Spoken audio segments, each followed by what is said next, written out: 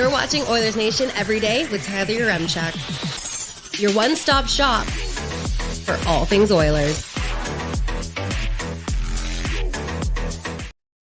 I was supposed to have the day off today.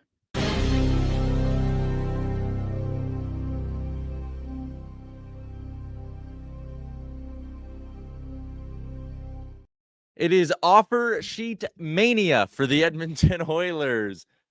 Yeah, that's how they get you. Welcome into Oilers Nation Everyday. Coming to you live from the Sports Closet studio. Check them out online, sportscloset.ca. 3 locations in the Edmonton area as well. It is a special edition of the show brought to you by our friends over at Sherwood Ford the Giant. Make Sherwood Ford your choice for your next dealership. Plenty of reasons as to why. Check them out online at sherwoodford.ca. We got big news this morning. We're going live at 9:04 a.m. to break it all down. As if you missed it earlier on today, offer sheet news in the world of the NHL pertaining to the Edmonton Oilers.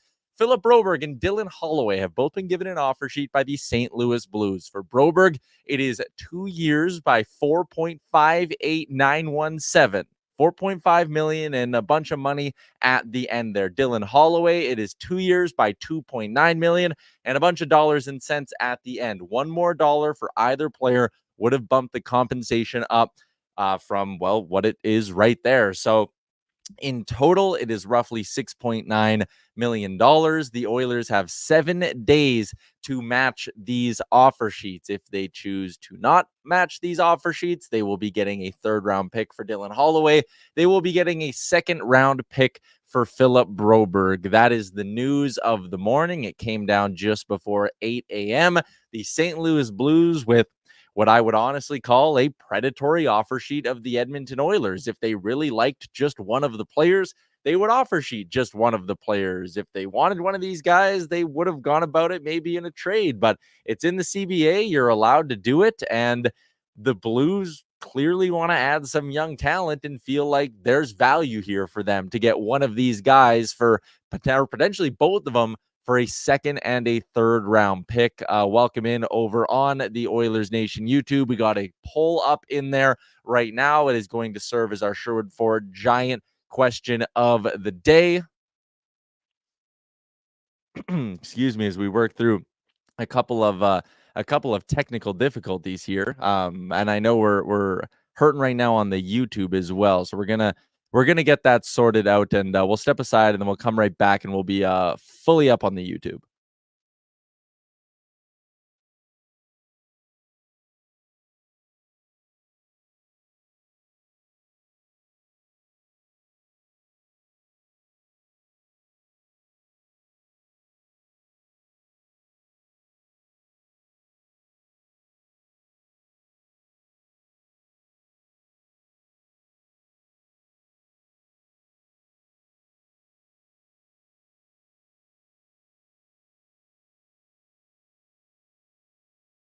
All right, there you go. Okay, we are back. I think we're good to go on the YouTube. We had a little bit of a technical hiccup there just on, we had 2 streams for whatever reason that got sent out. So anyways, we're back now. We are good to go. Apologies to everyone who is in the other YouTube there. We're going to take that one down so those people won't even know. But anyways, apologies for the technical difficulties. If you are just tuning into the show, the 2-year offer sheets are obviously the topic du jour today. For the Edmonton Oilers. So, $6.9 million total between the 2 sides here. And also a big shout out to our guy behind the scenes, Brett Holden, for figuring that out. Thank you, Brett. We're running a little thin today with everything going down the way that it has. Give me your comments over in the Greta Bar Yeg YouTube chat. Shout out to our friends over at Greta. We are going to get a poll sent right back in that YouTube as well. So yeah, giddy up. What is the most likely outcome? It is going to be our Sherwood Ford Giant question of the day. Is it going to be keep just Dylan Holloway? Is it going to be just keep Philip Broberg? Keep both? Keep none? how do things end up playing out?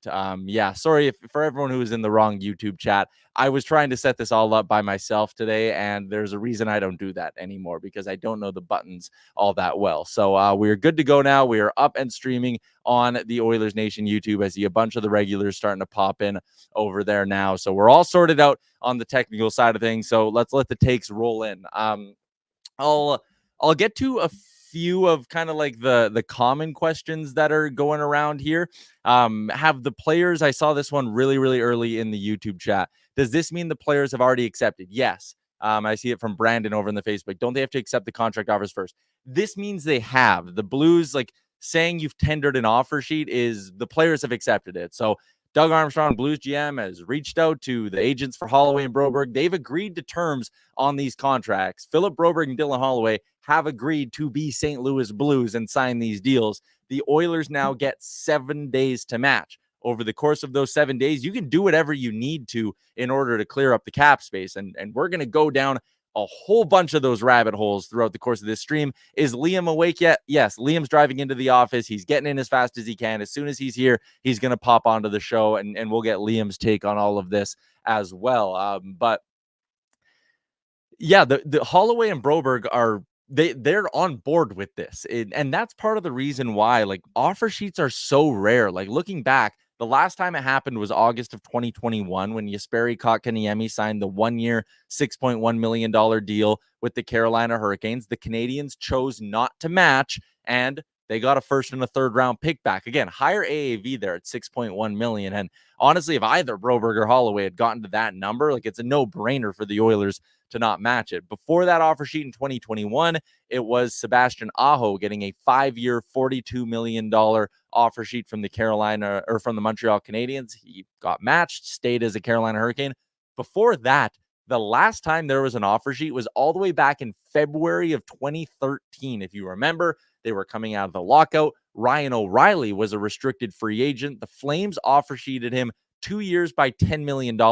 The Avs matched, but it was actually a massive blessing that they did match, because if Calgary had gotten Ryan O'Reilly since the season had already began, they actually would have gotten the player. They would have paid the compensation, which I think was a first and a second and a third round pick or something like that. And then they would have had to put him on waivers to add him to the active roster. It was like a terrible bit of mismanagement by the Flames. But in the last 10 years of the NHL, we have seen 2 offer sheets even just issued before these 2 today. So again, it's rare. It is predatory. It takes a very certain specific type of circumstances. You need 2 young RFAs on a cup contending team, which the Oilers are, and you need them to be right up against the cap. You need to have another team that is okay ruffling some feathers, which, I mean, Doug Armstrong sitting there, his former Central Division rival in Stan Bowman, I guess he doesn't mind sticking it to him a little bit. And the Blues also have to have the cap space and the draft picks to do this. Like the number of teams who could afford $6.9 million in offer sheet money, who have all the necessary draft picks, it's low, man. Like the Blues were in a very unique group. They have $7.3 million. Elliot Friedman reported that the Blues made a deal to reacquire their own second round draft pick. So they covered all their bases here. They're ready to go. I think, just again, based on acquiring their second round pick back from Pittsburgh and all of that stuff, they think they're getting both guys. I don't think they're doing this to just get one of them. And it's tough, man. I don't see a way in which the Oilers to keep both of them. And here's where it's difficult. I think when you look at the money that's attached to both of these, you go, okay, you very easily just keep Dylan Holloway. Like a third round pick for Holloway is not a good deal. You keep Dylan Holloway and you look at Broberg and go, $4.5 million is a lot of money. Let's move on from him, take the second round pick and see what we can do. But here's where that gets difficult.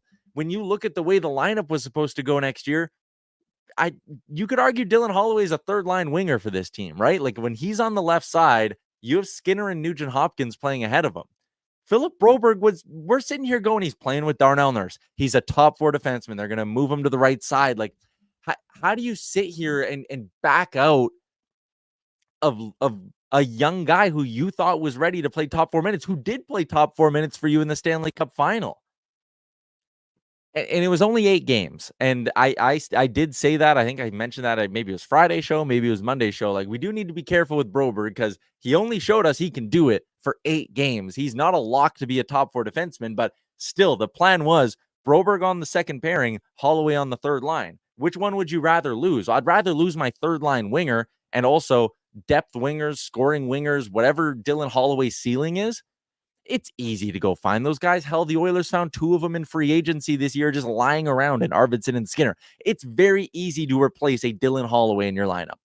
It is very, very, very, very, very hard to replace a Philip Broberg, a young guy who you think can be a top 4 defenseman for you for the next decade. The sample size is small, but if you believe in him, and based on how they've acted this offseason, keeping CC around, not getting an upgrade on the right side, I think it's fair to assume they thought they have a top, or they think they have a top 4 defenseman in Philip Broberg right now.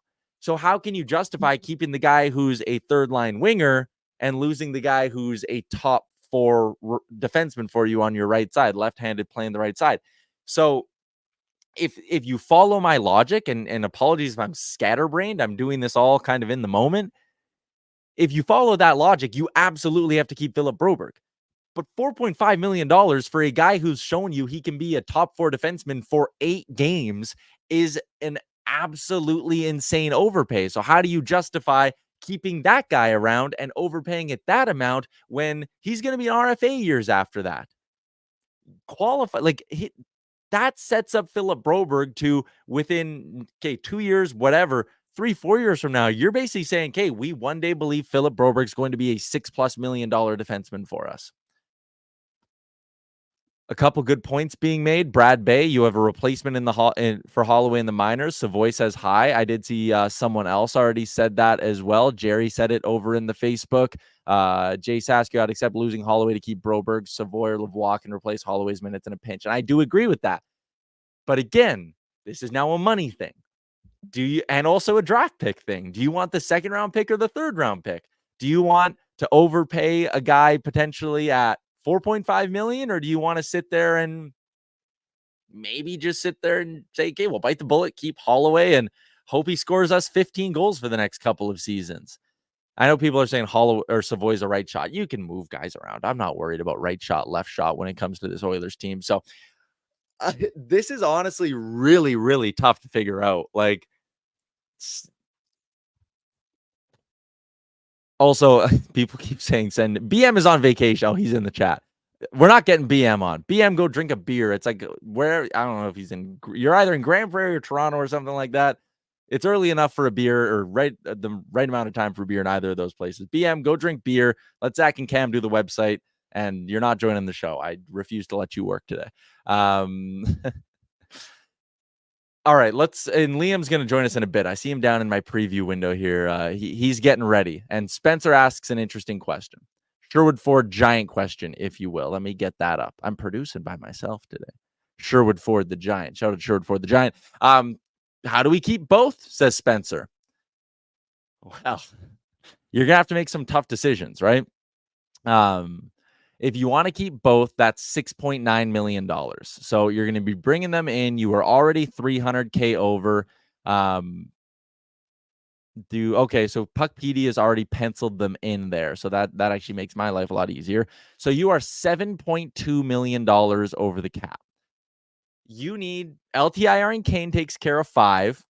How do you find $2.2 million in this roster? There are a couple of ways you could do that. You could trade Brett Kulak.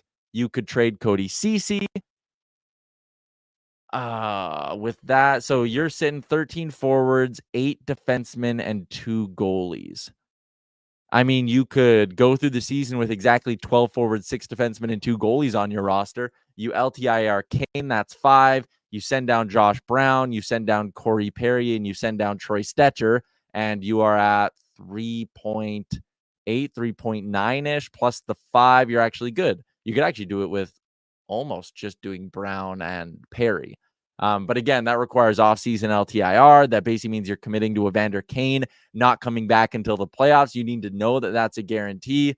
And our pal Ryan Pike from Flames Nation says in here, teams are allowed to exceed the cap ceiling by 10% during the offseason, but the cap is calculated a bit differently during the season. Yeah, exactly. So they can go over a little bit here. But you get the 5 from Kane for LTIR. I think that if you want to try keep both and say not a shot we're giving up on either of these guys, it's probably trading Cody Ceci. Yeah, that's probably the way you need to do it. And then, yeah, hopefully you can get a mid-round pick for Cody. I mean, you dump Cody Ceci for free, obviously, if you can. So, yeah, I think if you want to try keep both, the only way to do it is trade Ceci.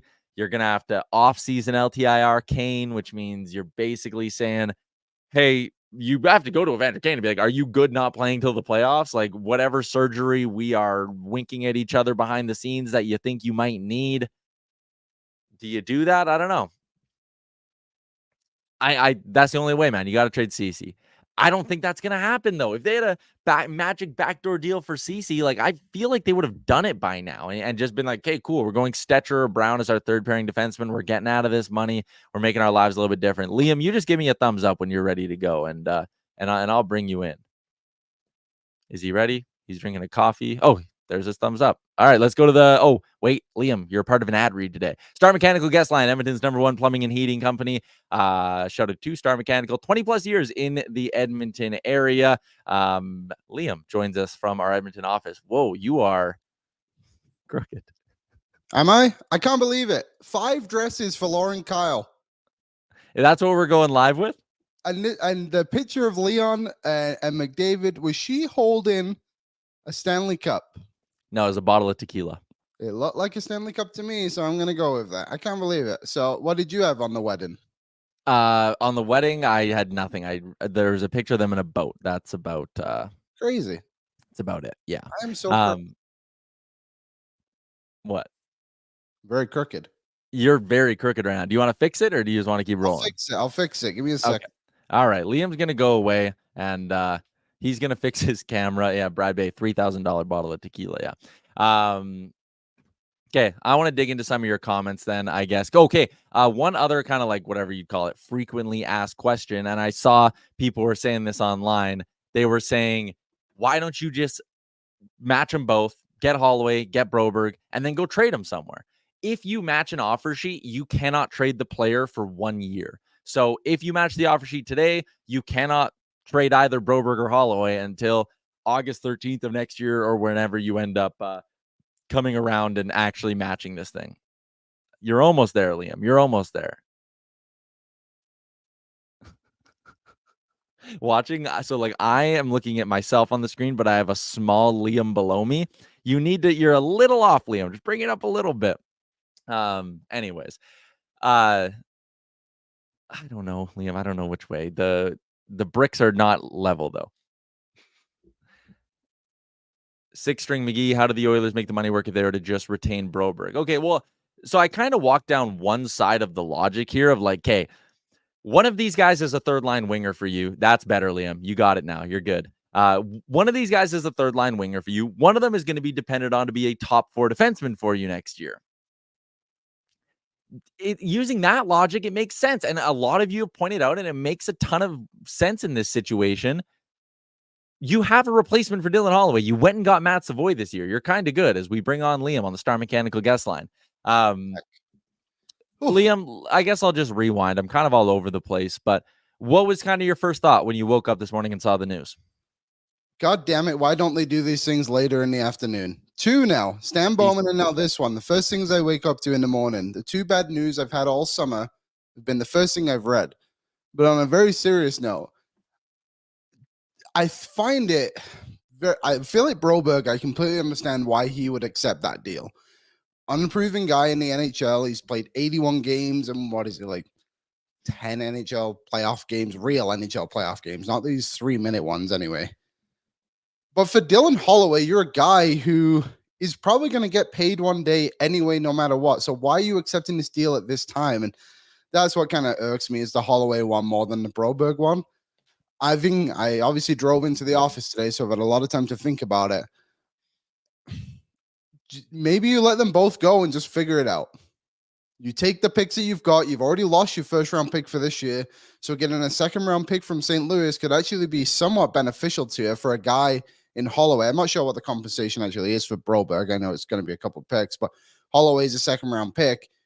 You can flip that and get something half decent for it. We saw guys like Tyler Toffoli at the deadline. Tarasenko, I know he wanted to only go to Florida, but still, like, he was only a third round pick. You can get value pieces to kind of counteract what you would lose in Holloway. And do you really want to lock up, what was it, close to $7 million between the two of them? I just don't think that is a good idea, to be honest. Yeah, that's fair. Someone in the YouTube chat said, has Stan Bowman dealt with offer sheets before? Well, Liam, it's actually quite funny because in just his in his first full off season as the Hawks GM, because he was hired on July 14th, 09. And then you know what happened on July 9th, 2010? The San Jose Sharks offer sheeted Nicholas Hjalmarsson, who was at the time with the Stanley Cup champion Chicago Blackhawks. And we know how that kind of played out. Or sorry, not the Cup champs yet. They were on the verge of winning the Stanley Cup. And the Hawks ended up matching that. So they kept Hjalmarsson. They would eventually go on to lose Niemi, and they would not sign him in ARB, and then the Sharks would go and sign him. So the Sharks ended up getting a player from the Hawks anyways. But anyways, Hjalmarsson was offer sheeted. So Bowman does have some experience in this regard here. I want to share this with you, Liam, based on your idea of maybe just letting them both walk. Ryan Rashog 4 minutes ago tweeted this. My sense on Kane is surgery is the most likely course of action. Process is underway to determine what exactly needs to be done, as there were several significant issues he was dealing with. He is not likely to be ready for training camp. And here's the important part. It could be several months into the season before he's available. Awesome. See, here's another thing you can do. So say I heard you a little bit when I was setting up. You said they're about 7 million over right now, right? Puckpedia, if they match them both, it's 7.225. Okay, so you take Kane off, you're only about 2 million. You have the guys you can kind of send down. If you really, really cannot trade Cody Ceci, then you trade Brett Kulak to keep. So you would trade Brett Kulak to keep Philip Broberg? 100%. I would too. Yeah, I would too. So there you go. There you cap compliant there, right? Or close to whatever it is. You send down whatever small contract you need to. Then when Kane can come back, you have that 5 million. And I know this year it doesn't magically be on LTIR, but you can move it from March 1st onwards. And then that kind of helps you fix everything in a weird way, right? It helps you fit both those guys in for the year after as well. And I know I said I would just let them both go with the compensation that you get back if you're not able to kind of make this work. I don't think it's as huge as a blow as it's being made out to be, because the thing that was always so appealing about Holloway and Broberg, aside from obviously the prospects that they have, is the cheap contracts they were going to be on and what they were going to help you be contributing to the team. They're not that anymore. You don't have that anymore. But if you can move Kane, then this thing doesn't really matter. And that's thinking way into the future from March 1st onwards. Our boy Bruce Kurlock, Liam, he sent out his opinion on this, and we trust Bruce more than we trust anyone. Here's what he said. What do you think Bruce would do? Bruce might be the leader of the Philip Broberg fan club. So That's why this Broberg positive. I haven't seen it, but I have been curious about what Bruce would say. He says he would not match Broberg and he would keep Holloway. Well, here's the thing about Broberg, and we've all fallen in love with him for 10 games, but we all wanted him gone at the start of the season when that guy requested a trade. And that's why it seems so obvious that he would be the one. That's the Holloway one is really weird for me, because these guys have to accept these deals. And here's Dylan Holloway, but what is Holloway going to be for you? I guess that's another question. Are you just going to keep adding these 1-year deals, these 1-year Jeff Skinner guys, just to fill Holloway's role every year? You can, the two very replaceable players in the moment. Down the road, yes, if they both go, the other's going to look back and be like, damn, Broberg turned out to be that top 4 defenseman we thought he was going to be with the 8th overall pick. And Dylan Holloway's scoring 20, 25 goals consistently. But today, you can find that replacement for both of those players. I guess my question for you, Tyler, what approach do you think they're going to take? Do you think they're going to take the now approach or the future approach? Because this is a very unique case. So I kind of laid out before you popped on, like why it makes sense to keep Broberg is because if you're looking at these two guys, it's a third line, like for next year, it's a third line winger and it's your second pairing defenseman. Like one of those is clear cut, like way more valuable than the other. But here's the other part of the issue here. Philip Broberg is going to be an RFA when this 2-year, $4.5 million deal expires. So is Dylan Holloway. With Holloway, whatever, his qualifying offer would be 2.5, like you do it.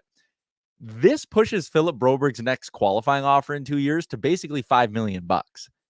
So you are not only committing to Philip Broberg at $4.5 million for 2 years, but you're saying, oh yeah, he's going to be a $5 million defenseman in year 3. And then the qualifying offer, I think he would need one more after that. He wouldn't be a UFA yet. What is he right now? He's 23, 24, 25, 26. Yeah, he might have one more year of needing a qualifying offer. So you're committing to him to being 4.5, 4.5, 5, and 5.5 at some point here. Like, and you brought it up, the idea of these guys being in the lineup and contributing next season was because we were sitting here going, they're going to be combined $2 million, not combined $6.9 million. So their value to your lineup is suddenly worth so much less. And that's where I laid out the case for why you keep Broberg. But if you just keep Holloway, how valuable is $4.5 million to you? But the other side of it, Liam, is you're operating an LTIR.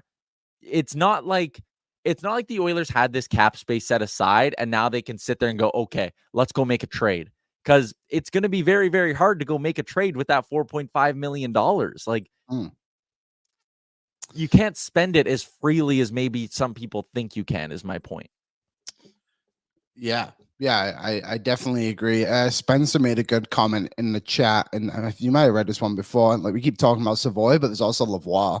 Like, Lavoie's NHL ready. We can assume, he played 7 games last year. He's proven himself in the American League. Like, maybe you take his $775,000 and run with it for till the deadline, whatever it may be, right? See what you've got there. Like, I don't know. I'm honestly having a pretty difficult time thinking it's a good idea to match both of them. The Holloway one I can swallow. I think 2 million, whatever, like it is what it is. But I don't know. I think you can. Broberg 2nd round pick, Holloway 3rd round pick. Yeah, you can do some damage with those picks. So then, is it smart to not match either? Take the picks, get to the deadline when you'll know for sure if Kane's going to be able to come back or not. And let's say at that point, it's nope, he's going to be out till night 1 of the Stanley Cup playoffs. Okay. And then what can you do with $5 million and a 2nd and a 3rd round pick on top of the picks you already have? Like, is that a smart route to take? But the flip side of that, Liam, do you want to play and watch 4 to 5 months of a blue line that is Ekholm and Bouchard, Nurse and Ceci, Kulak and Stetcher? Does that get you to can you survive with that for 5 months? Totally. Yes, 100%. I think that 3rd pairing of Kulak and Ceci is actually solid. Again, we spoke about it. It's just expensive. Troy Stetcher, we don't really know, but from all indications, is like, yeah, he should be fine. Is he not? And I know he's not Broberg, but they're not too far apart in the style of player they are. Obviously, one was Broberg 6'3", and I think Troy Stetcher's like 5'8". Like, the only thing you're really losing too much is height and length. I don't know. I'm not too disheartened by that at all. 2 guys that you picked in the 1st round that you're about to lose for 2nd and 3rd round picks if you don't match it. Your options, like, you're damned if you do and you're damned if you don't, right? Because you can take the picks and you're sitting there going, we picked this guy 9th, we picked this other guy 15th, we developed them, and now we're letting them go for mid-round picks. Or the other side is, holy shit, we're committing $6.9 million to a guy who hasn't really shown he's anything more than a 3rd line winger and a guy who's played 8 good games in his career. Yeah, it's crazy. It's crazy. Like, and Tyler said in the chat too, the skating ability for Broberg as well. Yeah, he's a great skater. Stetcher's a very good skater too. Nurse is a good skater. That doesn't help him half the time, Like, I think we've fallen in love with Broberg very quickly, and rightfully so. He was fantastic in the playoffs. Did a great job when he stepped in against 2 teams, the 2 of the best teams in the league. I don't know. I just can't see myself wanting to commit to that, and I really don't think the Oilers will either. And the fact they accepted it rubs me the wrong way. Well, we'll talk about that in a second. Isaac, I think this entire situation will showcase what Bowman will do for this team. Tough situation. He needs to find a way out. That's a good spin into what Vacation Milk asked us. And it's Tyler, how does Stan Bowman get a win in this situation? So, Liam, let's flash forward to our live 7 days from now. What outcome would leave you sitting there going, I'm happy with that? I'm happy with what went down. I think I don't think I'll be happy at all. I don't think there's a scenario either way if they brought them both back and brought them and just let them go. I guess having them both back is a positive because they're two good players. Take away the contracts. You add the contracts and it's whatever. As fans, like, realistically, we shouldn't care about the contracts that much. That is something that we don't have to deal with, and we just need the best team on the ice. So maybe having them both back is the most positive thing about this. But like you said, like the Broberg thing, there is a longer runway to this than just like these next 7 days. Like, you accept the $5 million. I was just kind of looking through, and I don't want to jump too far ahead, but like players who could be possibly available to replace Holloway right away is some interesting candidates. So I think best case scenario, you get one or the other. I think that's the best way the others can come out of this is you get one. If maybe it is Broberg. So if they kept Broberg and let Holloway go, they would fit under the cap, right?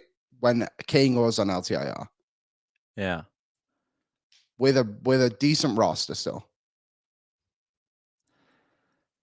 Is that the best? Run that by me again. Sorry, I was reading comments. So if they kept only Broberg, yeah, it would be under the cap with Kane going on LTIR. Correct. 2.2. Yeah, they would be. You have the bodies to replace Holloway. You can't replace Broberg. You can replace Holloway by bringing up Matt Savoy and moving someone to the left side. Like, you can make it work. James Hamlin, like Roby Juventi, like the organization is built for scenarios when not necessarily off sheets, but guys get hurt, and you need to replace them, and they have those bodies now. Yeah. All right. Couple of comments I want to get to. Oh, actually, I'll start with answering my own question. What's a win for me? I feel happy, and Mulek commented it, and it's exactly what I was thinking. CC for a second rounder, and you keep both. To me, that's the way this is a win, is if we start the season with a pretty clear-cut understanding. Also, I burped while I said this. I'm going to restart in case we clip it because I don't want to burp going on TikTok and everyone making fun of me. I think if you trade CC for a second and we come into the season with a pretty clear understanding that Evander Kane's going to be out until the playoffs, and you have both players and you're cap compliant and you're not stressing about not having enough guys on the roster. And listen, it's overpays, but you're putting the pressure on these guys to live up to these contracts now as well. And I'd be intrigued to see if that can maybe bring the best out of both of them. But I think the way Stan Bowman turns this into a win is if he dumps Cody Cece's money and he brings back both and matches both offer sheets to Broberg and Holloway. And we sit here next year with a blue line that is Ekholm, Bouchard, Nurse, Broberg, Kulak, and Stetcher / Brown. And that's your 6 up until the deadline. And then come deadline time, you see what you need to do and see what you can do with the rest of this roster. But I think that's the way to get the win. Even that, though, I feel so uneasy about $4.5 million to Philip Broberg. Like, can you not see a scenario, Liam, where we're a month into next season and Broberg is maybe not even struggling, but not like flying out of the gates, and he is very quickly the new whipping boy here. And this fan base, similar to what you just said, and Mulek had the comment as well, should we be bringing back players that don't want to be here? And I want to unpack that a little bit further, but like this puts serious pressure on these two guys if they return to Edmonton because the spotlight is on you. We all saw the video of Zach Hyman with tears in his eyes saying, I hope every guy in this room comes back next season. Like, we have something special here. And Broberg and Holloway chase the bag. And listen, I'm not going to like overly criticize them for doing this because if you gave me the choice between $1 million or $9 million, which is what Broberg's getting over the next 2 years, and if you're Dylan Holloway, it's like, okay, the Oilers are going to give you around $2.2 million over the next 2 years. The Blues are offering you 4.5. Like, we are talking millions of dollars for guys who have not made millions of dollars in their careers to this point, right? Like, if you're Philip Broberg, you can sit there and say, I want to be an Oiler. He was at the McDavid wedding. He was golfing with Evan Bouchard. Like, he's liked in that locker room. But at the end of the day, if you're Broberg and you say, no, I'm going to stick with the Oilers, who, by the way, have not done him any favors in his development. He's been a seventh defenseman playing 3 minutes a night, up to the minors, back down to the minors. Like, he has not been treated the way a lot of top prospects get treated. So I understand. I understood the animosity at the beginning of last season, and I can understand this a bit now. But even if things were all great and happy between the two sides and he was developed perfectly, whatever, if you're him and you're sitting there and you're going, okay, the Oilers are offering me 1 by 1.1 next season. What happens if you blow out your knee? What happens if your Oscar Klefbom, your shoulder gets banged up halfway through the year and you need surgery? You can't sit there and not take an extra $8 million in your pocket to play hockey. So, like, we can sit here and we can be mad and whatever. And I see there's a long one from Philip in the Facebook who, like, isn't happy that these guys would do that. But dude, at the end of the day, that's so much money. It's a business. The Oilers cut ties with players. Like, look at Vinny. Vinny wanted to be an Oiler more than he wanted anything, man. He's still not over it. Did you listen to his interview with Gregor? Like, he's still not over it. But the Oilers cut him loose because they said, we can't pay you $2 million. And with these guys, like, you just can't sit there and be like, I'm going to say no to life-changing money because I want to be an Oiler and I don't want to upset the fan base or my teammates. Like, they have to do this, man. It's a business and it sucks. This is the shitty end of it. And now the Oilers have to make their own business decision. Do you think, does this give you any indication, and maybe I'm wrong in saying this, that negotiations were difficult for the two of them? I mean, I think the Oilers were trying. What is it? August 13th. Neither players, we've heard nothing besides this. And now all of a sudden they're essentially St. Louis Blues. Yeah. I think there was probably an understanding that the Oilers were going to squeeze them, as we speculated, right? We talked about the Ryan McLeod situation a couple of years ago where that went into training camp and then he eventually had to take $730,000 because when you're Broberg and you're Holloway, here's the thing. Neither of them had arbitration rights. Their only form of leverage to get more than league minimum was to sit out or to sign an offer sheet. That's it, right? So this was their form of leverage, and they used it. Like, shout out to their agents. They have very good agents. These two guys were able to go from, again, with the Oilers, neither one of them is making more than $1 million next season if they don't take these offer sheets. So you go and find a way to get, if you're Philip Broberg, $9 million guaranteed. If you're Dylan Holloway, you find a way to get get $4.5 million guaranteed in your pocket. Like, you have to do that. Would there be any friction behind the scenes? I think there's friction if you don't play well.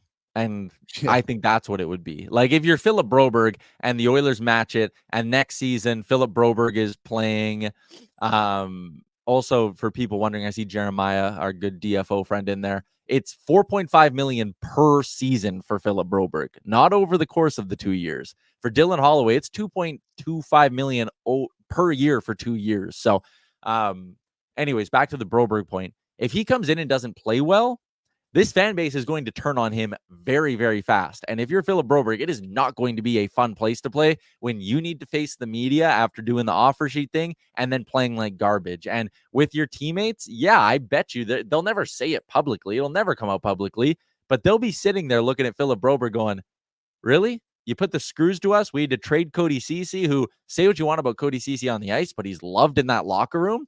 If you need to walk in next year as Dylan Holloway and Philip Broberg, as the guys who are the reason Cody Ceci and maybe someone else had to get traded, and then you play like shit, you're not going to be that well liked by anyone. Like, everyone's going to know the situation. So, yeah, that I will. If Broberg comes in and averages 22 minutes a night and is a top 4 defenseman and has 12 goals next season, then no, his teammates are going to love him. This fan base is going to love him. We're going to applaud Stan Bowman for finding a way to keep him.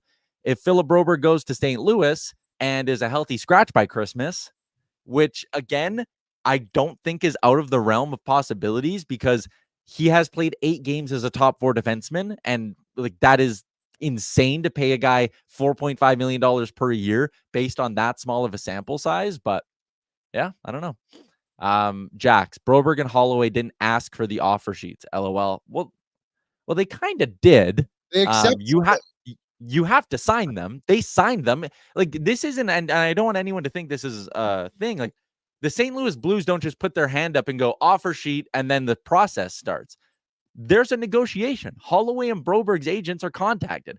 The agents call the players and say, are you prepared to leave Edmonton and be a St. Louis Blue? And the players say yes. Like, the players chose to sign these. So again, like, back to Mulick's thing, do you want guys who don't want to be here? I don't even think it's that they don't want to be here. I think it's they just got offered too much money to say no. Like, I'd do St. Louis Blues every day or Blues Nation every day for $9 million. Me too. Take me with you. That's what they're offering down in St. Louis. Maybe. Well, let's flip it a little bit. If hypothetically this happens, we can look at Savoy and Lavoie as guys to replace him. Broberg, I think, is the obvious replacements. But do you think there's anyone they could bring in on like a PTO 1 year $900K deal, like a cheap deal? Like, I was kind of looking through, and there's not a ton of names. Is Dominic Kubalik still a free agent, or is this just not updated? I think he's still a free agent. He had 11 goals last season. I know he's not quite what he used to be. Any interest in one Tyler Yamamoto? I wouldn't say no. I mean, for like a cheap deal, he's a right winger, so that doesn't necessarily help you immediately. But no, the craziest idea. He's 25 at the end of the day. He's not like this guy's, gone through his career like a Sam Gagner, for example. You get that guy on a PTO, bring him in, see what happens. It's not awful. Guys liked him. Okay. So what if instead of matching these offer sheets, you go just sign a bunch of guys for 1 year, $1 million, and you let both Broberg and Holloway go, and you bring in Kalen Addison, Tyson Barrie, Dominic Kubalik, and Tyler Yamamoto, and you just go, two of these four are going to be okay for us. Please work out. Okay, Addison. Yeah, that is not a bad idea. He's a right shot. He's 24. He's had a 30-point season. He's only like 3 years into his NHL career, and somehow is just a free agent now.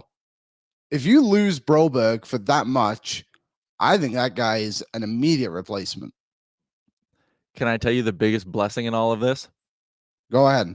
Tony DeAngelo's already signed in Russia. They can't go get Tony DeAngelo. Phew. They would, though. If he was still kicking, there'd be that Oilers front office would be like, son of a bitch, we're in. Tony D. He'll replace Broberg. It was all Gorgiev. It was all Gorgiev. Okay, Lance is in. Broberg is an overpay now, but he can be huge in the future. And this goes back to what I was saying about having to eventually get to the QO side of it, right? Where it's $4.5 million for the next 2 years for Broberg. Like, market value for a top 4 right pairing defenseman. Like, at his minimum, he needs to be a good right-handed top 4 defenseman for you. And then it's first qualifying offer gets him up to like 4.9. Second qualifying offer is going to get him up to like 5 point something. Broberg needs to hit. You need to be so sure that that is a win and that Philip Broberg is developed and is ready to go, hit the ground running, game 1 next season, and play 22 minutes a night for you for 4 straight seasons. You need to be positive of that. Everyone's saying he's not a right-handed defenseman. He has to play on the right side next year. So for the sake of this conversation, we're calling him a right side defenseman. There, I'll change that word for everybody. Did you put the Schultz comment in, Liam? No, it must have been. I think Aaron put it in. Jake, Schultz would be interesting with Nurse. Interesting in the sense of it would take 1 preseason game for me to put forks in my eyeballs. That's what is interesting about the Schultz Nurse thing. How quickly would I turn off the TV after watching them in a preseason game? That's the only thing that interests me about Justin Schultz. It would be exciting. Who knows what's going to happen next? Yeah, because we'd bet the over and we'd be rich. It's like an episode of Game of Thrones. You don't know who's going to die next. Yes. Yeah, no, forks in my eyeballs. People really in on the Tyson Barrie thing. Like, I don't like Tyson Barrie all that much, but you could probably get away with him and Nurse for 3 months. They already did. They went to the Western Conference Final. Yeah. I don't know. There's some options. The Addison one I'm gonna look into a little bit All more. right. I looked him up on Natural Stat Trick and not ideal, but he also played for the San Jose Sharks last year. His goals for percentage was 30%. 19 goals for, 45 against. But who is he playing with? I don't know. I don't know how to do that. Addison? Okay, so you go defensive pairings, and then I just type in Addison, right? Yeah, but I mean, my point was I didn't mean specific player. Like, he was a Shark. Yeah, that's what I mean. So I don't know, like, how everyone else compared. I guess I can find that out. Yeah. I like this, Played too. with, This is where we need to be focusing our hate. Sorry, finish the Addison thought. he played with Vlasic the most. Well, There you go. the Oilers might have 8 defensemen better than Marc-Edouard Vlasic. So, Maybe more. all right. A really good time playing with Matt Bennon, so maybe there's a little reunion there. Maybe not. The Blues are now a franchise I fully hate. We will lose one of 2 of them for sure now. Probably Broberg. Holloway offer is an easy pill to swallow. I don't like. You can tell this is, pardon my language, this is an absolute mind fuck because we've been talking about it for 50 minutes and I feel like we're just talking in circles. Like, I don't know how the Oilers sort this out. I honestly don't. I don't think they do. I think they honestly move on from both. I think sometimes in hockey and all sports, you need to be cutthroat. Like, you can't allow that. We've said it numerous times, and can't allow the inmates to run the asylum. In this scenario, you have 2 young players who are well in their right to do what they did, but they decided they did not want to be part of this team anymore. They could have easily turned it down, but they didn't. Let them go. Replace them with other guys. These guys are, Broberg especially, is crazy to me that, and I totally understand it, but I can't believe we're all sat here being like, how are we going to replace Philip Broberg, who literally wasn't on the roster for 82 games last season? And we're just like, whoa, what are we going to do now? He was a black ace for 2 rounds of the playoffs, played 8 good games, and now we're acting like he's on the cusp of winning a Norris. Like, I want to believe, I want to drink the Kool-Aid on Broberg hard, man, but there's no way Philip Broberg's worth $4.5 million. There's no way. Yeah, totally agree. No one, it's about the Edmonton Oilers, not about those 2 guys. 86 and what numbers, Holloway? 55. 55. Get new numbers on those jerseys, folks. Yeah. It's too bad Yakupov signed in Kunlun today. You're thinking Yak on the left side of the third line? Well, he was a reverse hitter, wasn't he? Could have played either side. He was a righty, right? Switch hitter? Switch hitter, reverse hitter, either one. Like Riley, and you know what, Riley? I think I saw you make this comment earlier, and I did save it. I wanted to read it. Broberg Hockey Navy 2.0. Dude, that wouldn't surprise me. Like, that's what I mean. We have 8 good games of Philip Broberg. There is a very good chance he is being healthy scratched by December in St. Louis. Like, there's also a very good chance he plays 20 plus minutes a night, and we're like, damn, Oilers fumbled that shit, and the Stan Bowman era is off to a garbage start. Like, I don't know which way Philip Broberg's going to go in his career. And he's either out of the league in 3 years or he is a top 4 defenseman for the next 10. I don't know. I can't judge based off the 8 games we saw. I want to get to this comment from Riley.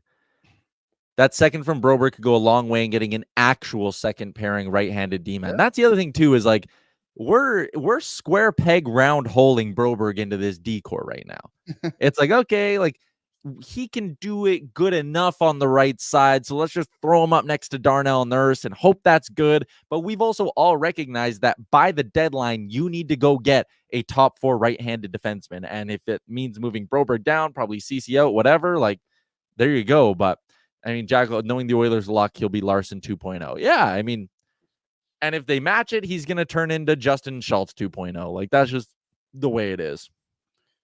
Yeah, I'm out. Oh, goodbye. Goodbye. You're saying both goodbye right now? Yeah, you got to think about the team. And again, there's guys on the market you can even look at, like, you know, we've already mentioned a few of them. Just go out and get one of those guys. You literally bought depth this summer for situations like this where you can just kind of run it through, see what you got, address it at the deadline. So let's play this scenario. Both of them go. Okay. Kane goes on LTIR day one of the playoffs, the regular season. Sorry. How much money would the Oilers have then? So if you let both of them go, you're still 300K over. But that can be solved by just sending down one of Stetcher or Brown, right? Well, actually, no, you don't want to because you want 7 defensemen. So you're 300K over. Sorry, I lost my Puckpedia page here. I'm gonna go back and find it. Do. So there'll be 300K over, and that would be with 12 forwards and 7 defensemen. 12 forwards and 7 defensemen and 2 goalies. So you're still really tight, but you could send down one guy. Oh yeah, you send down one of Brown or Stetcher on day one, LTIR Kane, and then you have Kane's full cap to spend ahead of the deadline. So then you could just pull back up Brown if you wanted to. Yeah, you pull back up however many guys you need. So you can build a more competitive roster, I guess. And what I mean by that is having 13 forwards, 14 forwards, 7 defensemen, whatever. If you don't keep either of them, you have Kane on LTIR, you have a full roster. And then you still have like probably 3 million there to build more. This team, if we really want to look at it in that lens that they're gone, could be better without them if the cards are played correctly, which is obviously an assumption. Anything can happen. Evidently, why we're doing this show today, anything can happen. But this is not the worst thing that could have happened to the Oilers. It's not good, but they can come back from this stronger. Dude, the plan was to have Broberg and Holloway for a combined $2.1 million next year. They can't come back stronger than that. I think they can survive it, but coming back stronger is a bit much, I think. No way. No way. They can totally come back stronger. At some point in this season, you can replace Holloway and Broberg with that extra money you have with proven NHL players going into the playoffs. That is what I'm kind of getting at here. No, you cannot disagree with that. Broberg, we don't even know if he's going to be good. And I know, but they were lottery tickets at 1 million. You know what I mean? Like, there's just no downside to having those guys there. What? You could get guys for 1 million if you trade, like do that 3-team trade thing. All that. We're talking upside. We're talking upside. Like again, also the upside. The upside is winning the Stanley Cup. No, I know, but the plan was Broberg and Holloway at 1 million, and then we're upgrading on top of that at the deadline with Kane's LTIR space. But now you have 3 million to do that. You get 2 defensemen, 1 forward. Figure it out. You know, you can kind of play things around here. Nah, man, losing these guys sucks. It totally sucks, but you can come out of it good as well. You can survive it. You can survive it. But again, like you won't be as good as if this never happened. I don't know. I think you'll be fine either way. I don't want to overvalue these guys. Mm-hmm. If they match, Philip Broberg is going to be making more money next year than Evan Bouchard. Evan Bouchard just had one of the best offensive seasons by a defenseman in the last 10 years in the NHL, and he will be making less than Philip Broberg. And no one offer sheeted Evan Bouchard. How did no one offer sheet Evan Bouchard? COVID, all that stuff. Obviously, the cap was weird, but you had a defenseman there that had what you could clearly see had more potential than Broberg at the time. Mm-hmm. But here we are. No one also, a lot of confusion, I think, still with how people are reading this. Mark said rather have Broberg at 2.29 than Nurse at 9.25. Broberg is $4.5 million per year. That is per year on that offer sheet. So is Holloway. This is $6.9 million per year for next season and the year after if you want to try to keep both these guys. This is fucked, man.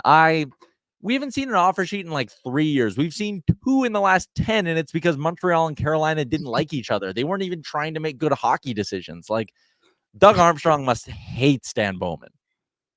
I guess that St. Louis and Chicago rivalry still runs thick.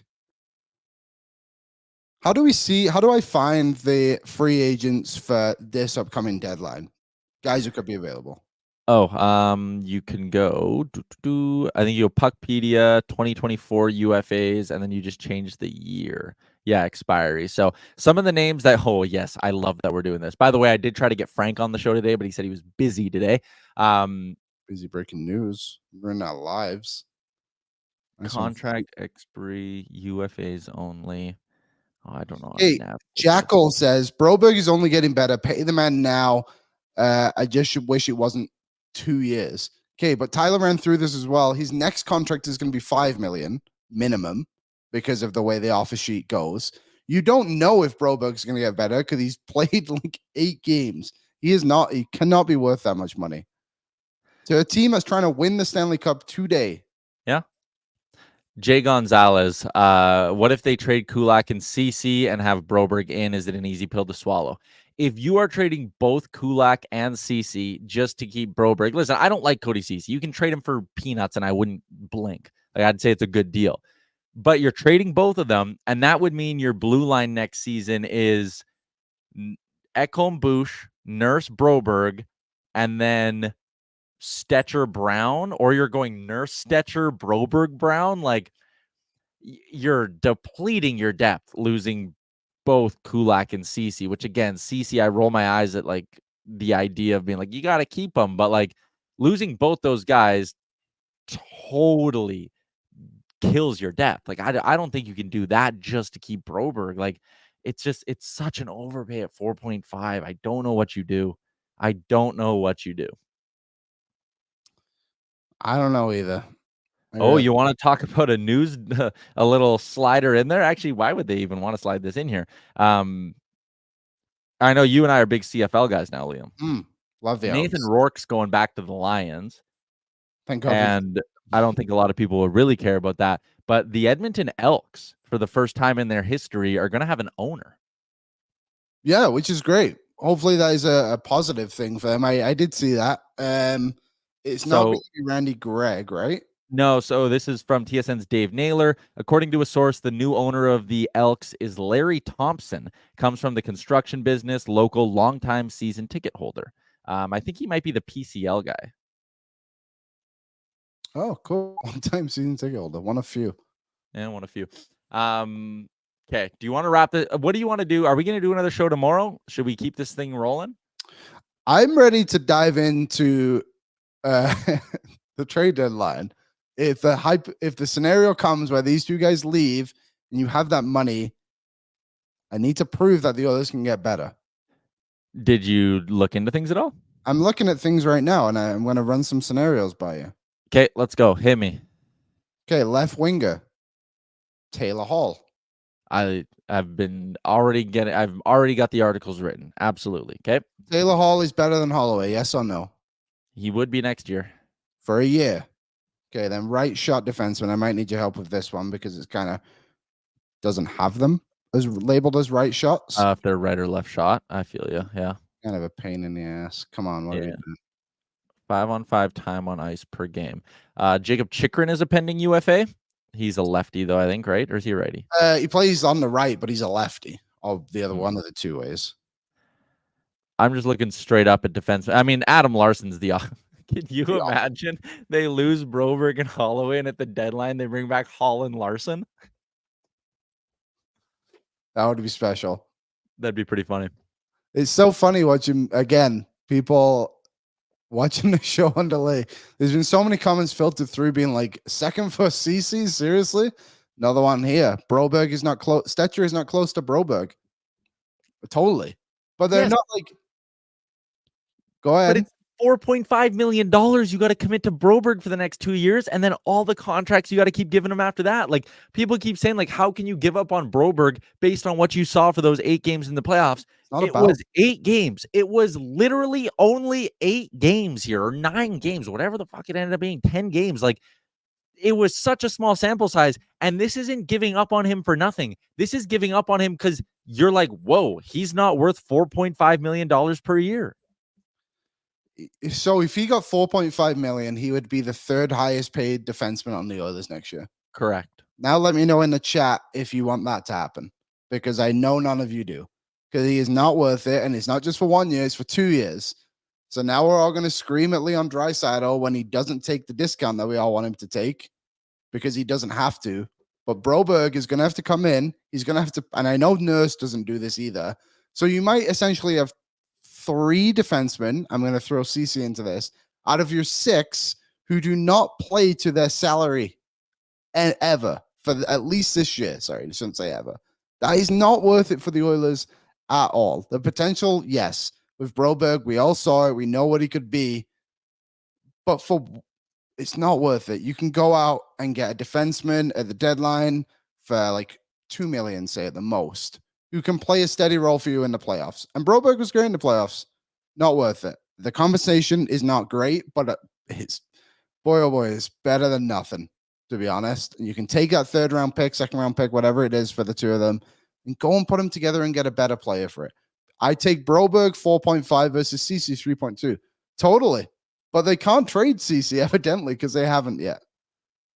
Maybe they do find a way to dump CC. And again, that kind of goes back to the answer we gave a while ago. How does Bowman come out of this a winner? It's probably that, right? Like if you find a way to offload CC to keep Broberg. Yeah, that would be a win, I think. But again, like Yep. you said, like you are asking this young defenseman to also play on the right side when he's a lefty for now 82 games, plus hopefully at least 16 in the playoffs. Yeah.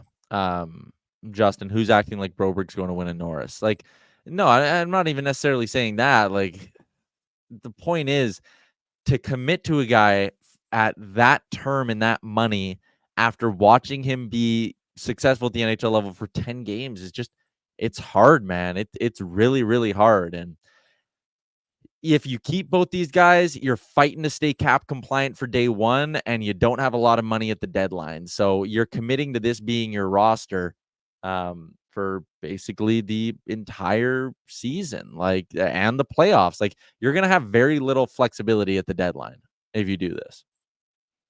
Yeah, you kind of, not saying goodbye to it. There'll be a way to do it, but you're not getting a big splash like you did last year. And I guess we can call Henrique a big splash or not. But either way, you spent the first round picking it. You're probably not doing that this year. Like the roster they're going to have, unless someone gets injured, which you also don't really want to happen.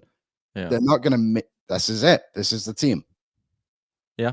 You know what? That's One fair. part that really sucks is all the money, and I think I have this right, in dead cap would pay for these two players.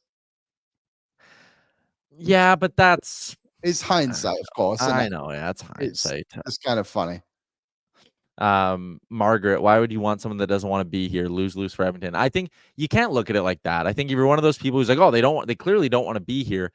They want to be Oilers. Come on. Like, look around. Dylan Holloway's an Alberta boy. You're telling me he doesn't want to win a Stanley Cup in Edmonton. Philip Broberg, same thing. You're telling me he doesn't want to try win a Stanley Cup here. These guys want to be Oilers. This wasn't done as a middle finger up to the organization. This was done because the Oilers can only offer them $1 million a year because they're up against it cap-wise, and the Blues offered them $9 million and $4.5 million total over the next 2 years, respectively. Like, it's a business, man. Like, again, as much as the people watching this, if you love your job right now, but someone came and said, hey, over the next 2 years, I'm going to offer you 4 times as much money, you're saying goodbye to your coworkers. It doesn't mean you hate them. Like, again, it's life-changing money, like Cali Oilers fan says in there. Like, yeah, you have to take that money if you're Broberg and Holloway. And when your agent calls and says it, I honestly think it's probably more true for Holloway than maybe for Broberg, just because the money's less and the position Holloway's in. But like, for Holloway, yeah, it's like, yeah, I could have made $2.1 million with the Oilers over the next 2 years. It's $4.5 million with the Blues.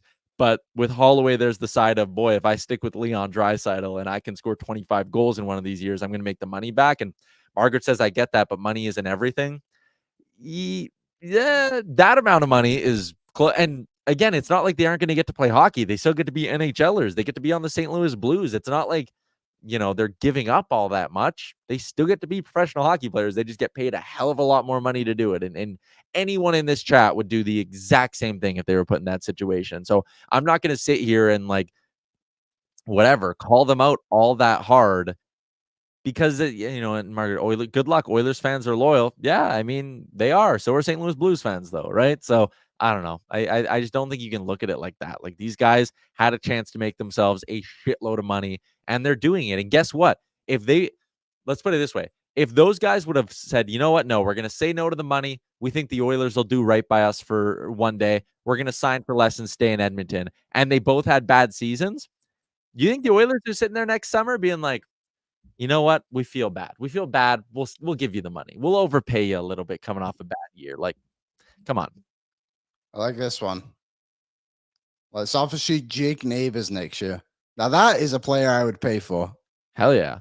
I love Jake Neighbors. Oh, And sorry. And then this one. I wouldn't do it. Money isn't everything. It means more here. These guys are traders. But you're saying that because you're an Oilers fan and you're presumably from Edmonton. Like, Philip Broberg is from someplace in Sweden, man. He has no emotional attachment to the city of Edmonton or to the Oilers.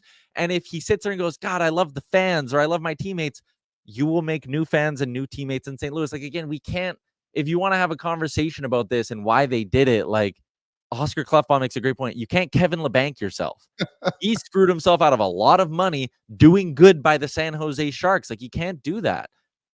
Lyle with a great point. Look what McLeod got for taking less, hoping the Oilers will give him his due one day. They traded him for a guy who's played one NHL game. Ryan McLeod, yes, he took less that 1 year, and then he signed the nice 2-year bridge deal with the Oilers, didn't go the offer sheet route, whatever. Like, you get screwed, man. Like, anyone who's sitting there and act like, I'm annoyed at the Blues. I'm annoyed that we're having this conversation, and it sucks.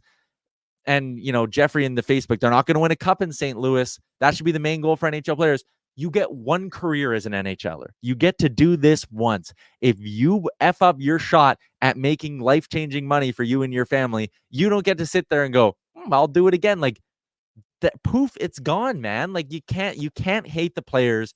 Joel, don't hate the players. Go get paid. They got to go get paid. Like, you can't sit here and you can be annoyed at it from a hockey perspective. And if the Oilers don't match and Holloway and Broberg come back next year, boo the shit out of them. Hell yeah, that's sports. Yeah. That's the fun of it. But if you're actually holding any sort of animosity to these two guys, like, you need to have a bit of a better perspective here. Riley in the chat made a point. I don't know if he was referring to someone in the chat too, our NHL Sid. Just mentioning, Sid had a good point. We can't trade these guys for a full calendar year. So these contracts will affect Bouchard contract negotiations. It's true. Like, that's kind of the other thing too. Like, you got to look down the road a little bit and be like, okay, is that extra $6 million on the Bucks gonna not even next season, the year after, going to be beneficial to us at all? And I don't think it is. Can the Oilers go and offer sheet anyone else right now? Here are the top. We'll go by points first. Here are the players who are still RFAs around the NHL. Lucas Raymond, Seth Jarvis, Thomas Harley, Moritz Seider, Cole Perfetti, Matt Beniers, Dawson Mercer, Cole Sillinger, Nicholas Robertson, Phil Tomasino, and Peyton Krebs. You say Seth Jarvis? Yeah, Seth Jarvis is, according to Puckpedia, still an RFA. Interesting. You know who's actually the interesting one in that whole mix for me is, and I need to look into cap situations. Like, Carolina has $6.4 million in cap space. They would match whatever you throw Seth Jarvis. Dawson Mercer is an interesting match for me. That would be nice. I would imagine they match. They have $4.9 million in cap space. Yeah, that's not happening. Do you go 5? Yeah, but then if you're the Oilers, like, again, that's why the Blues are in a unique spot, right? Because they're a relatively competitive team and they had the money in the draft picks to do this. It's really hard to make an offer sheet that that's not going to be matched. So, yeah, people are getting mad at Stan Bowman. You can't be mad at Stan. Like, and people are saying sign them earlier. Okay, I just listed off Raymond, Jarvis, Harley, Seider, Perfetti, Beniers, Mercer, Sillinger. There are still 8 better RFAs out there who are still unsigned. Like, that's the way RFA negotiations work. You don't jump the gun and sign them early because, again, these guys didn't have a ton of leverage. Offer sheets have happened. There's been 2 offer sheets tabled, never mind accepted or matched or whatever.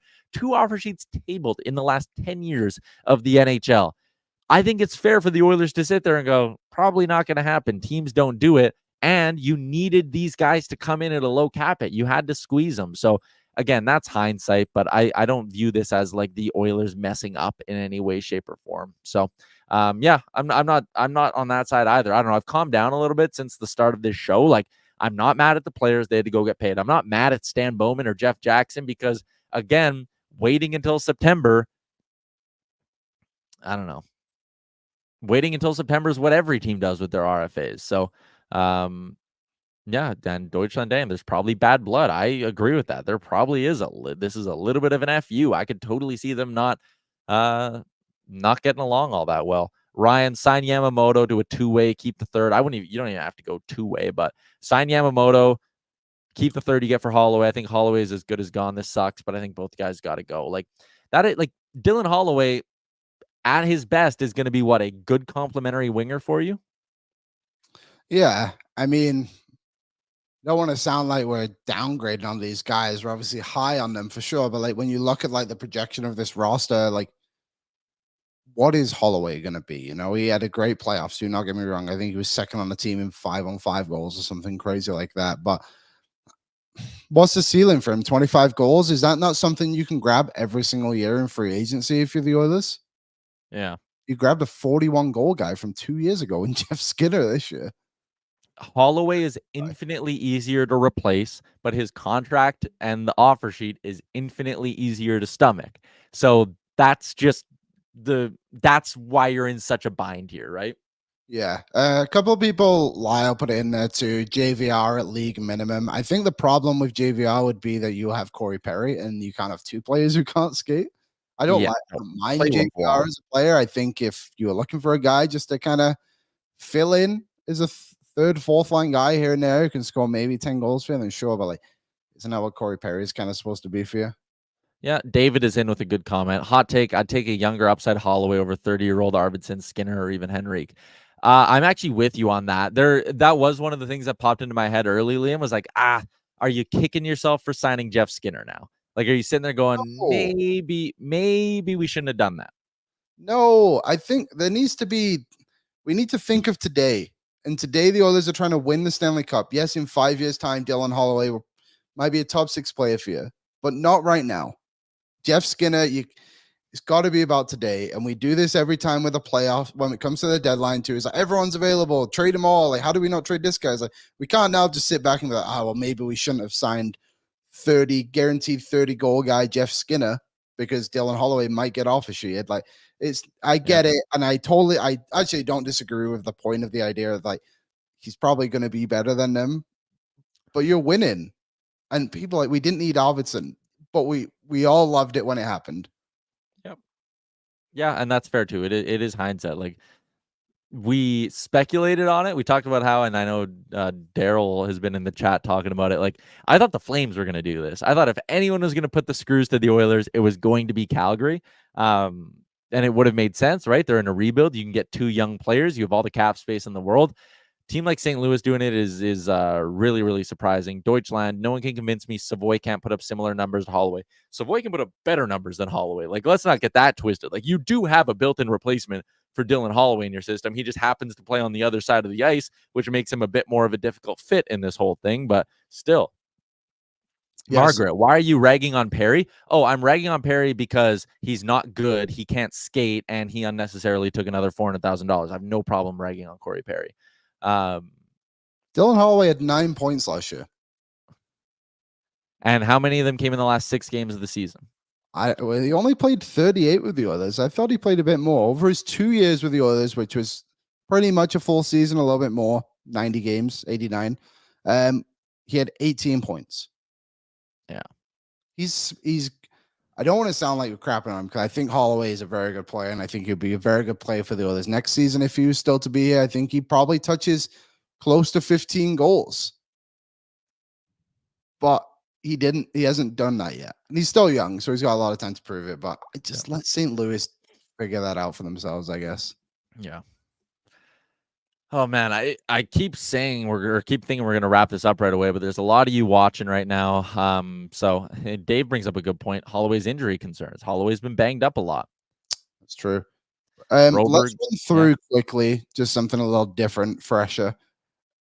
What the lineup will look like then as a forward group. Like, who would you replace Holloway with on night 1?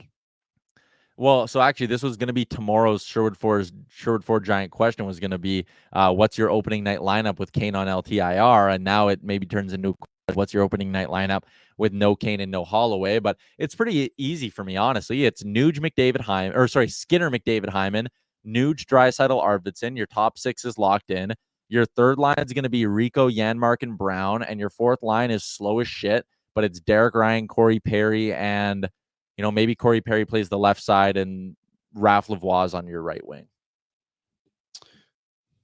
Yeah, I think I'm probably close to that. Maybe I'll split up Janmark and Brown just to have some form of speed on that fourth line, give someone a bit of life there. And I might even throw would you throw Juventi out there or Lavoie on night one? Yeah, I could see Jarventi over Lavoie. That wouldn't surprise me. I think they might just like him more as a guy to play on the fourth line. And if you're playing him with two slow boots and Derek Ryan and Corey Perry, then yeah, I would have no problem going Jarventi. Maybe he brings you a bit more jam there, but your fourth line's not going to be good. Like anyone you put with Corey Perry and Derek Ryan is not going to give you a good fourth line. I don't love the idea of both Janmark and Brown on the third line either. I think they're more of a fourth line duo, but they were fine in the playoffs, so you can run with it for a while. Yeah, and eventually you probably bring up Matt Savoy, I think is what this does, is it clears a path to Matt Savoy being an Oiler halfway through the year, maybe, versus before the Holloway thing, I was going, he's probably an Oiler at the start of next season. So, yeah. David, would you move CC or Kulak to make room for Broberg? I think Kulak goes since we need CC as a right shot. I think Stetcher is better than CC today. So, and I think CC's more overpaid and generally more useless than Brett Kulak. So I would trade CC. I would run a defense that is Ek and Bush, Nurse and Broberg, and then I'd go Kulak, Stetcher as your third pairing, and I'd go with that till the deadline. That's the path to keeping Broberg, is trading CC. I don't see a world in which both players are back, or Broberg's back and CC's back. I think the only way this works is if you trade CC. Mm-hmm. Yeah, totally. Yep. Forward group, we talked about that. Yeah, I mean, it's a blow because Dylan Holloway could have been a really good third liner for you. Or my projected lineup for tomorrow was going to be Holloway on the third line, Nugent Henrique Holloway on the second line, Nugent Henrique on your third line with Connor Brown. And that was going to be my third line, kind of spread things out a little bit more. And now I don't know if you can obviously build a third line that's that competitive, and that impacts your fourth line too. So, yeah. I guess another layer to it as well. Look when the Oilers got Klim Kostin.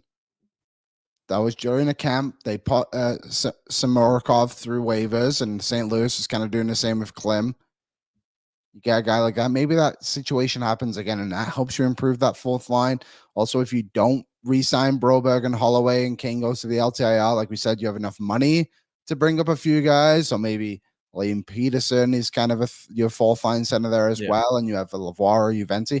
Maybe you have both of them, and you have Perry and Ryan as your 13th and 14th forward, which also isn't a crazy thing to assume as well. Maybe that's a way, and I know that still isn't anything groundbreaking, but the potential is more there with a fourth line of, let's just say, Juventi, Pedersen, and Lavoie than it would be of a Janmark, Ryan, and Perry. Someone tagged us in a tweet on Twitter.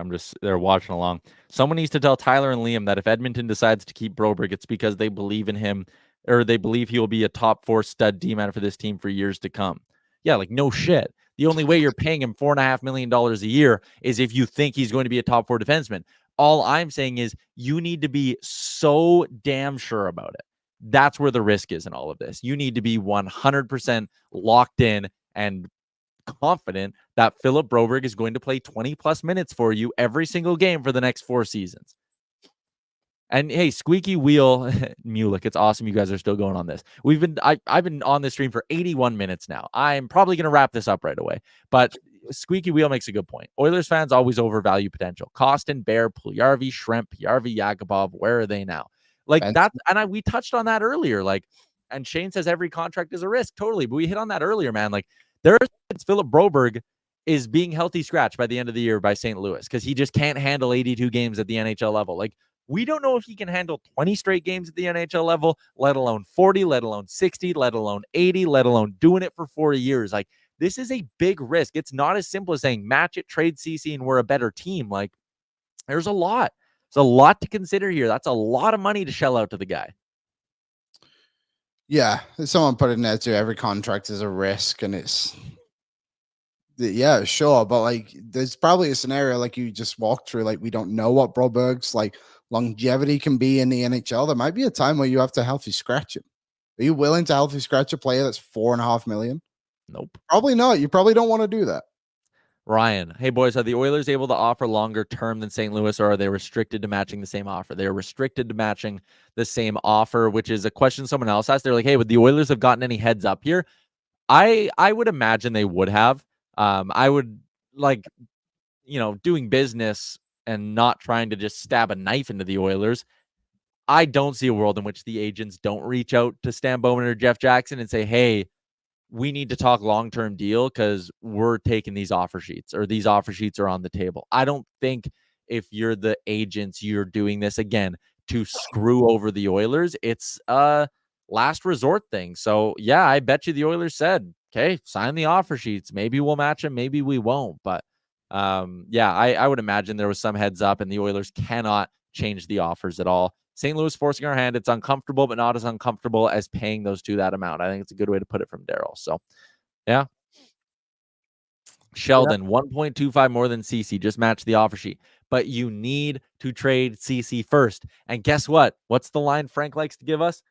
Your fellow GMs are never throwing you a life raft. They're throwing you an anvil. Like, there's no GM's just going to come and call up Stan Bowman and be like, hey, man, it's pretty fucked up what they did to you. I'll take CC, though. I'll help you out. Like, no one's doing that, right? So, I don't know. We've seen players like CC get traded all summer too. Like Jake Wallman went for nothing, and no one's paid to get rid of him. Yeah, and then maybe the Oilers haven't shopped him. Maybe the Oilers actually kind of want to keep CC, but until this point, now they're gonna have to make a decision. But okay, Tyler, I think we're probably done, right? Sure. What is final statement? I don't know what to think. End quote. That is the material we're looking for. It's just, dude, I feel like the Always Charlie from It's Always Sunny with the pins, and it's like, okay, keep Broberg top 4 defenseman, but he's overpaid, but this, but that, blah, blah. And it's just like, oh, there's so much to consider. And I would expect it takes a few days for the Oilers to make their decision on this thing, but I think most likely outcome, they trade CC and match both. What do you think? I think they match one and let the other walk. I just can't decide who's who. Okay. I think they have the replacements, obviously, for Holloway within the organization. We're assuming that Savoy and Lavoie and Juventi can step in the NHL and do what Holloway did with his speed. Like, I know we kind of said he only had 9 points last season, but there's no denying, like, we all see the potential with Holloway. We've seen it in the NHL in the playoffs. It was good. Broberg, I just think it's such a risky move. You're asking this guy again to essentially be a top 4 defenseman on the wrong side for $4 million, and you can healthy scratch him, but look at what they did with CC last year. They did not want to touch that as a guy who has a healthy scratch.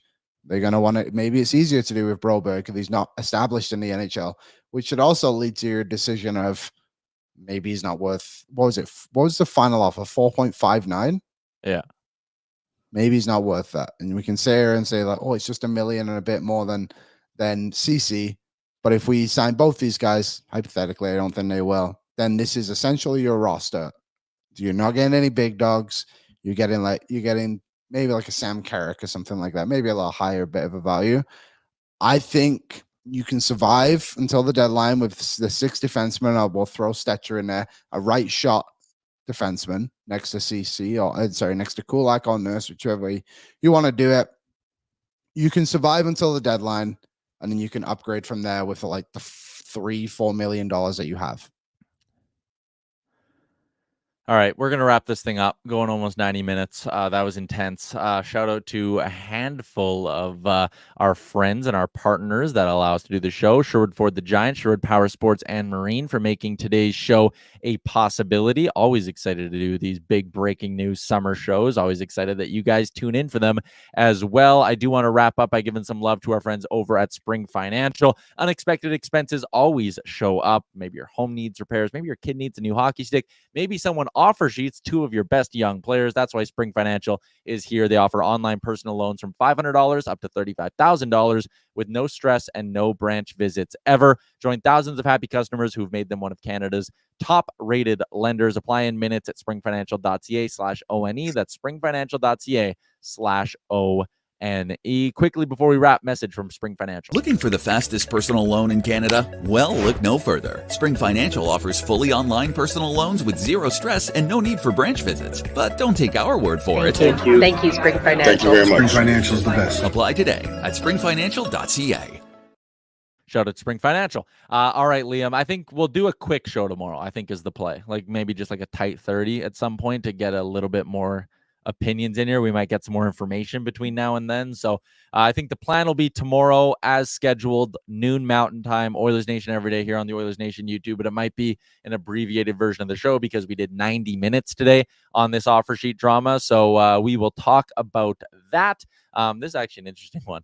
The Oilers did get rid of Holloway's bros, Fogle and McLeod. Those were his guys. Those guys were super tight, but also he's tight with Bush too. So I don't think that's like that big of a factor in all of it. But it is a business, and the Oilers got bit in the behind by the business side of things today when the Blues offer sheet a pair of quality young players. Will they match? Will they make a trade? What's going to go down? We will keep you covered. Tomorrow we'll be back at noon Mountain Time. Liam, thanks for hustling into the office and hopping on the stream. You're welcome. All right. Shout out to everyone in the YouTube chat. Hit the subscribe button before you go. If you're new here, we're here Monday, Wednesday, Friday, noon Mountain Time with Oilers Nation every day and every day during the regular season. Thank you for popping in. We'll be back tomorrow. Where's my extra? Where's my extra? There it is. Enjoy, everybody. Oil up. Thank you for watching Oilers Nation Every Day. Hit the subscribe button to never miss a show. And for more, visit OilersNation.com.